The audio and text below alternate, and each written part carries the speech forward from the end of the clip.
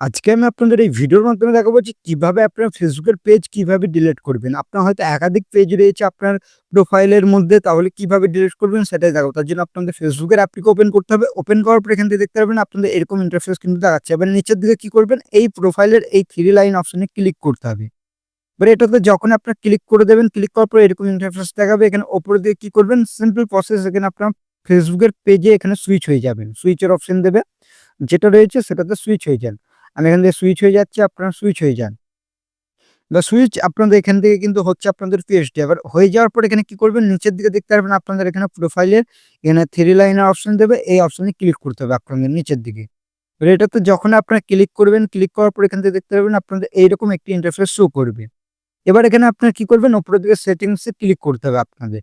আমি সেটিংস এ ক্লিক করছি, আপনারা সেটিংস এ ক্লিক করে দেবেন। এবার সেটিংস এ ক্লিক করার পর কি করবেন, একটু উপরের দিকে যাবেন। একটু উপরের দিকে যাওয়ার পর এখান থেকে দেখতে পারবেন আপনাদের এখানে আরেকটা অপশন দেবে, কি এখান থেকে নিচের দিকে আসবেন।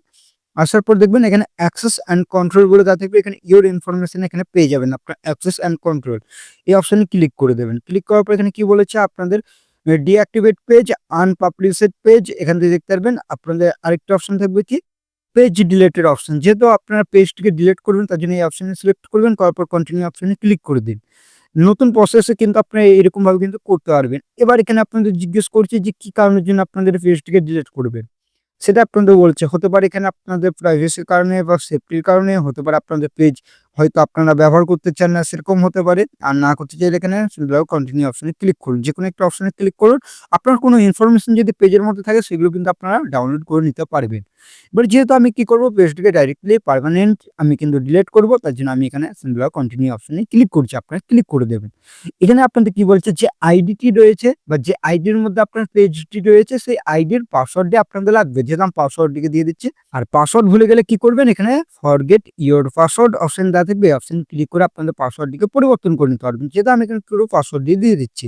পাসওয়ার্ডটিকে যখনই দেবেন তারপর এখানে কন্টিনিউ অপশনে ক্লিক করে দেবেন। ক্লিক করার পর এখান থেকে দেখতে পারবেন ডিলিট।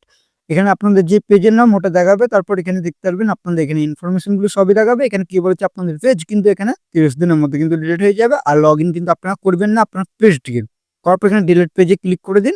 তাহলে কিন্তু আপনার নতুন প্রসেস বা নিউ নিয়মে কিন্তু আপনারা এই আইডি কিন্তু ডিলিট করতে পারবেন। পেজ, নতুন পেজ কিন্তু আপনারা ডিলিট করতে পারবেন এবং আপনার আগের যে প্রোফাইল সেটার মধ্যে সুইচ